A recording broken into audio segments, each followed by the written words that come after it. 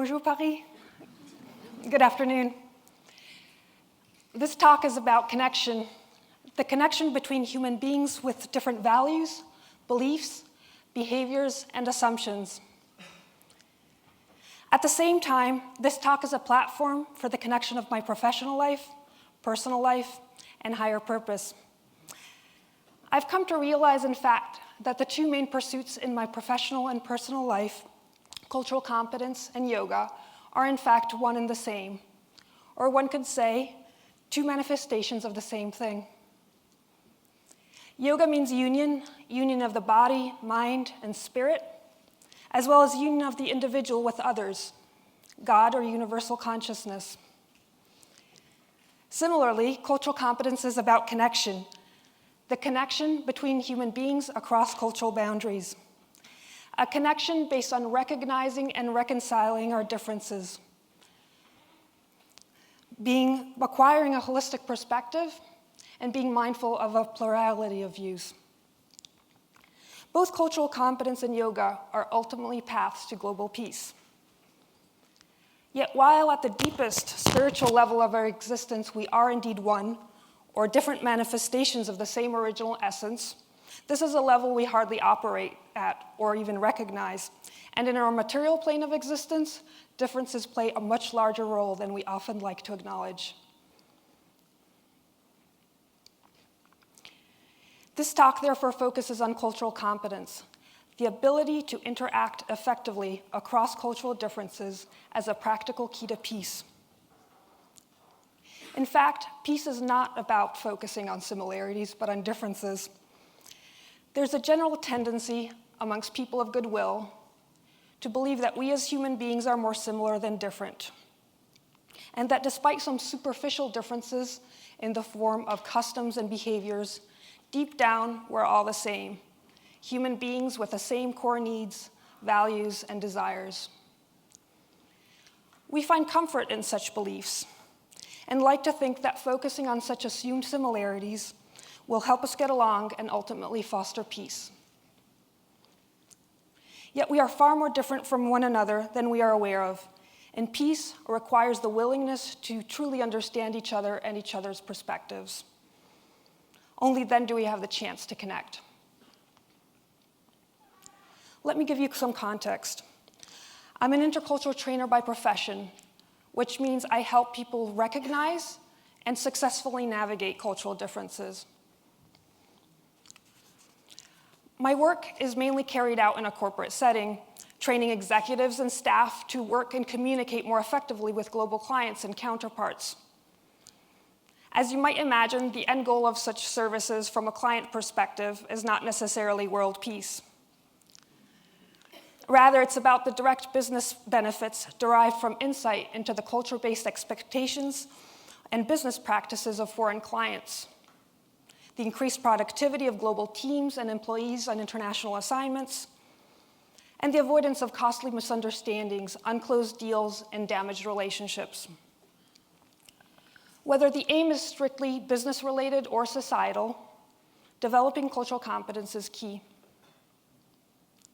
This is a process that entails going beyond our comforting yet deceiving tendency to minimize differences and rely on universalistic assumptions. It is a process that requires an open attitude and the willingness to explore beyond the confining limits of our culture-bound reality. Only then will we even come to realize our own cultural conditioning, blind spots, and the existence of completely different systems of reference. There's a Taoist story in which a young fish asks an old fish, "What is this thing everybody talks about called ocean?" The older and wiser fish answers, "Ocean is that which surrounds you on all sides." The younger fish doesn't understand and says, "What do you mean? There's nothing around me.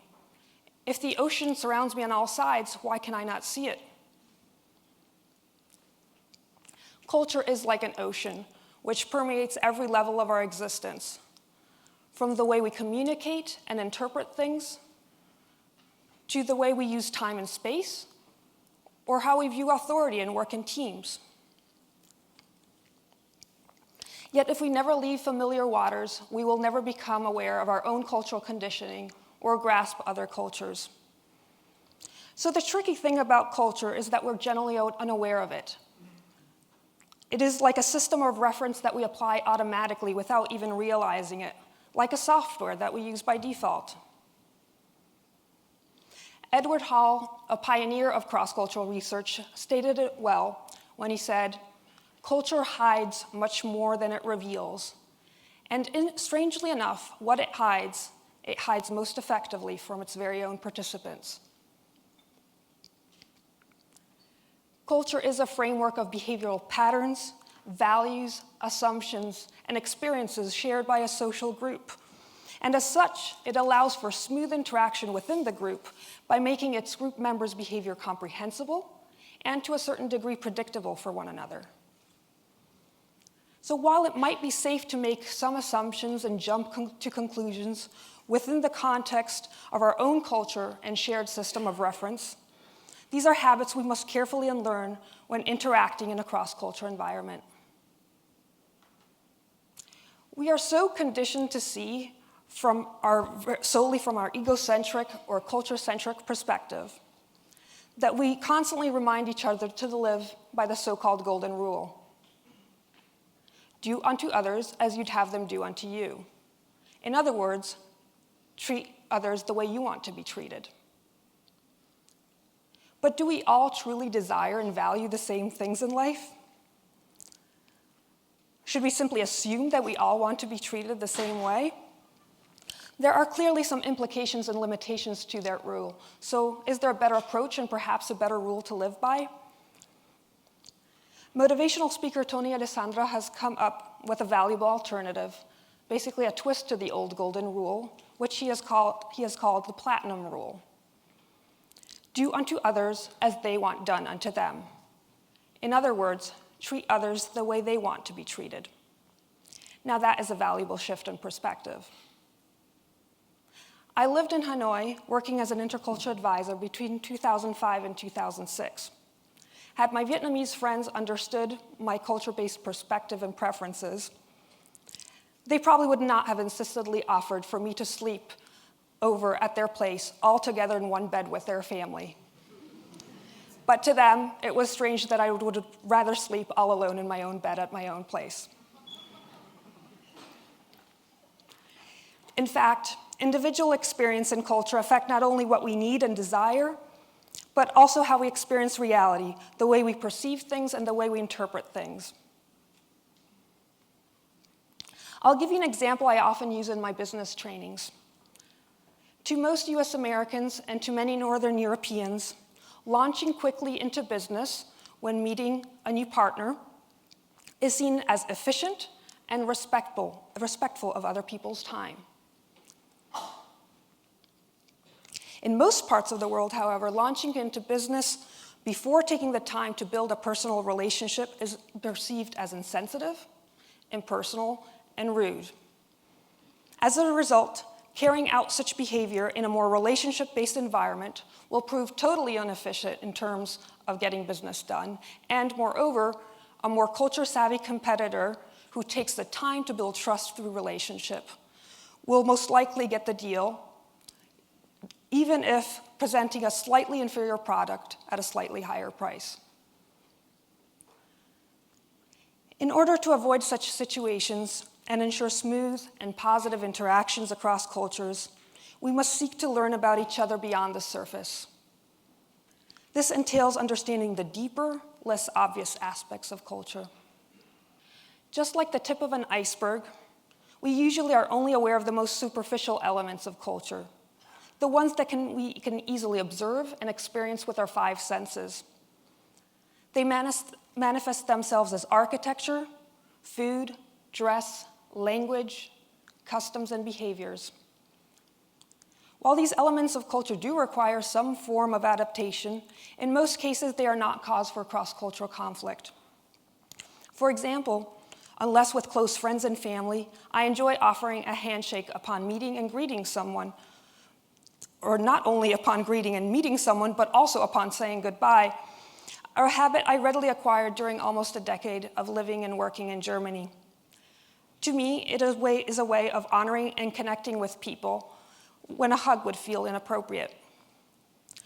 I now live in the US, and while this behavior might come across as bizarrely formal of me there, it has not caused me further consequences. Foreigners are expected to be somewhat different anyways, and certainly aren't expected to mimic locals in every way. In fact, that would be both unauthentic and boring. So the outer layer of culture is generally not what causes us trouble. We expect to encounter differences at this level, and most importantly, such differences are not emotionally charged because they don't challenge our values and our beliefs. Hidden below the surface, however, lies a huge and crucial portion of culture. It is made up of attitudes, beliefs, perceptions, notions of fairness, of truth, honesty, leadership styles, unwritten rules, expectations, and assumptions. It is exactly these more intangible and less visible elements of culture that actually matter, and when ignored, will result in misunderstandings, unclosed deals, and damaged relationships. Now you might be wondering, what happened to globalization? Aren't we becoming increasingly similar? Aren't cultures converging? And why not rely on universal values or use common sense? To all these questions, the answer is no, and let me explain. Globalization is allowing for the spread of certain consumption patterns and leisure activities. Many of us make use of similar technology across the globe or have access to various exotic foods. Yet convergence at the superficial level does not imply convergence at a deeper level in the form of beliefs and values. As a colleague pointed out, kung fu movies and Chinese restaurants abound in the West, but this by no means implies that we understand, let alone embrace Chinese values. Furthermore, we interpret global products through our cultural lens.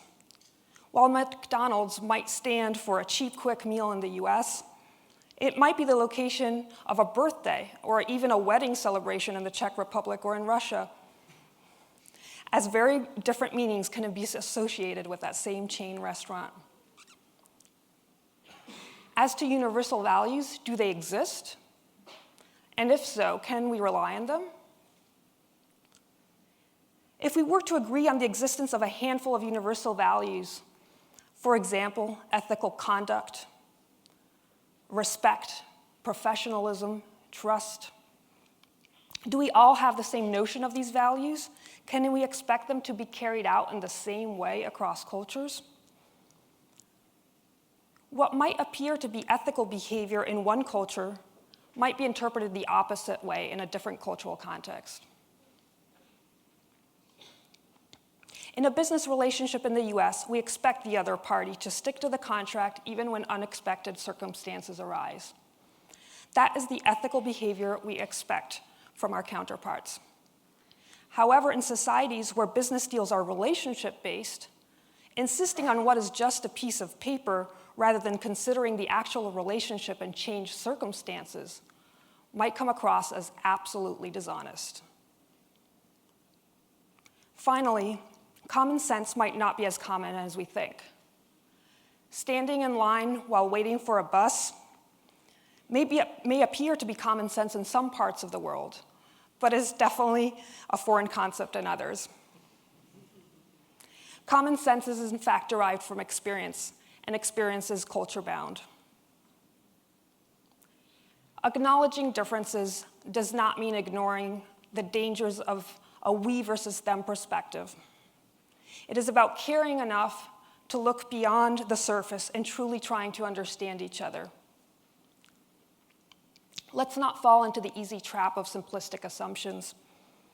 Let's challenge ourselves to reach beyond the limits of our culture-bound reality, and with that expanded awareness, do more unto others as they'd want done unto them.